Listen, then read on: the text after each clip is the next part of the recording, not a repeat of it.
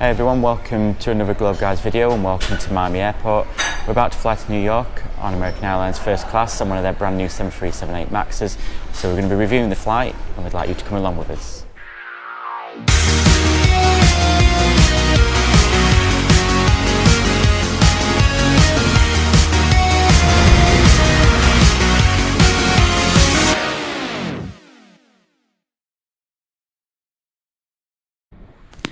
It's hard to believe, but the Boeing 737 is over 50 years old now. Chances are you will have flown in one, and one takes off or lands every 5 seconds. That's incredible. Of course, over the years we've seen the original 737-100 and 200 be succeeded by the 737 Classic, then the 737 Next Generation, and now the Boeing 737 MAX. The MAX is essentially a re-engined series with a super efficient CFM1 LEAP engine, but Boeing has taken the opportunity to offer greater seating capacity both by stretching the design and also by offering higher density cabin configurations. The 737 MAX 8 at American Airlines has come in for much criticism, but what did the Globe Guys think? We flew in domestic first class between Miami and New York's La Guardia Airport.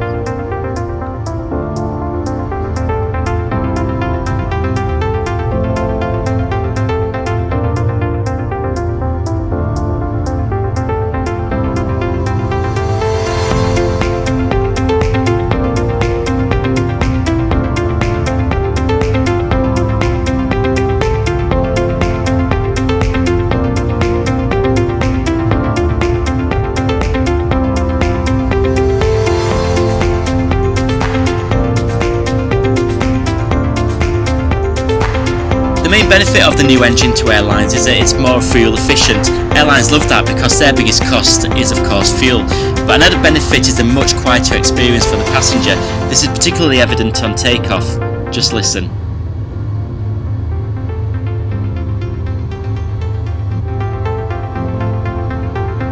And so it's time to say goodbye to Miami, a place that we love spending time in. And we're also saying goodbye to the warm weather as we head up to chilly New York. Unfortunately, on this occasion we weren't sat together, just in case you were wondering where I was. Now, the actual seat is a downgrade on that found American's other domestic fleets. The Globe Guys reviewed that seat on a recent Airbus A321 flight between Chicago and Miami, so why not take a look if you get a chance. In reality though, it's still a comfortable seat and compares very favourably to the business class seat found on many European short-haul flights that are effectively economy seats with the middle seat blocked out. The legroom is also reduced versus the old seat, but it's still reasonable. The most obvious omission is the fact that there aren't any seatback TVs. In recent years, American and some other US carriers have been taking brand new aircraft with personal screens until now. Some may argue that they aren't needed on short flights, but it's still nice to have them.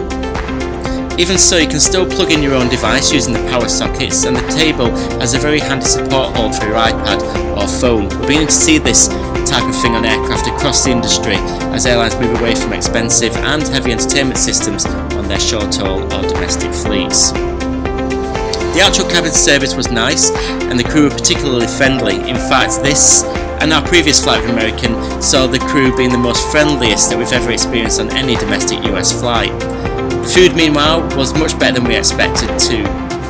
So as I mentioned, Ivan and I weren't sat together, so here's the man himself with a non-aviation geek's take on the Boeing 737 MAX 8.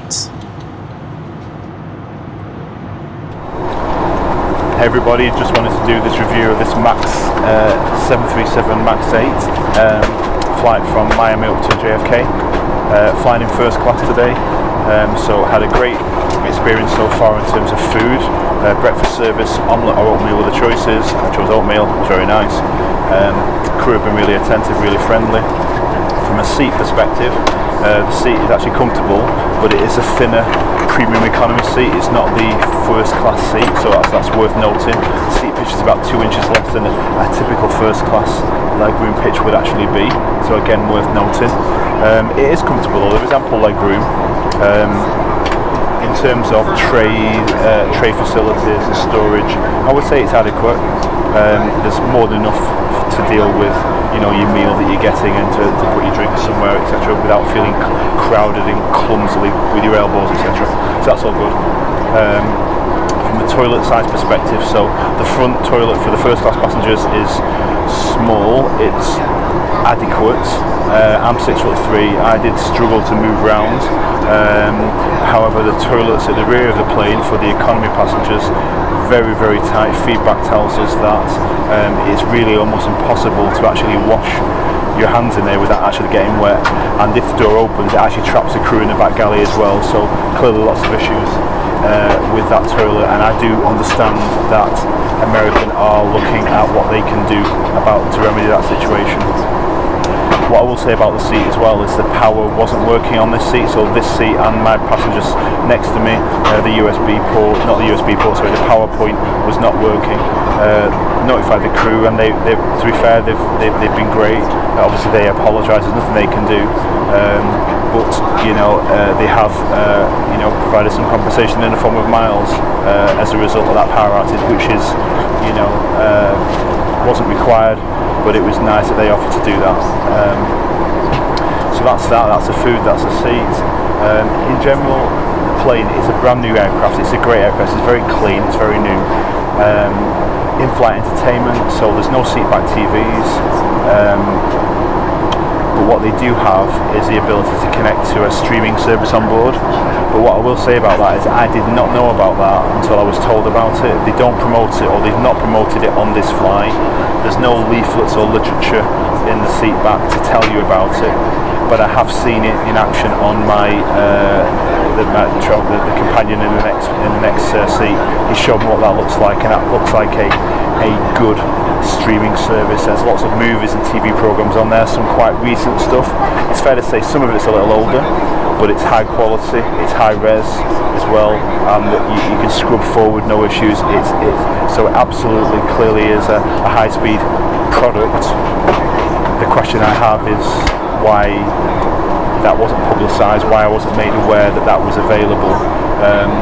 Looking around, I don't think anybody else has used it, because quite simply I'm not sure anybody else knew about it. So clearly there's something there. But what you need to do is you need to log on via the American Airlines app. There are instructions supposedly in the seat back, but like I say, I've not seen any. The crew did try to help me, but she also struggled to bring up the details, because I understand they're transitioning from an old GoGo service to Viasat. So there is entertainment, like I say, but it has been difficult for me to find that entertainment. Seat comfortable, but not as comfortable as a normal first class seat would be. Food, yes, definite tick in the box there. Overall experience has been a good one. Would I fly first class American Airlines again? Yes, I would. So that was Ivan's view on the flight, and here we have some stunning views of Manhattan as we make our approach into La Guardia. As Europeans who have witnessed and indeed experienced the rise of the low-cost airline, we aren't actually surprised that American has chosen to configure their MAX 8s in this way. Many legacy European carriers too are opting for greater density configurations, and it looks like we've got to a stage where the Americans have begun to follow suit. Even so, our experience was still a pleasant and a comfortable one. The domestic first-class product on the MAX 8 still offers an upgraded experience, and the new aircraft, with its more efficient engines, is noticeably quieter in a similar way to the Airbus A320neo. That said, I'm not sure if that comes across that well on the video. So I hope that you've enjoyed our short video and our short review of the flight. Remember, you can follow us on social media. We're on Facebook, YouTube and Instagram, and why not check out our website at www.theglobeguys.com. In the meantime, thanks so much indeed for watching, and we'll see you in another video very soon.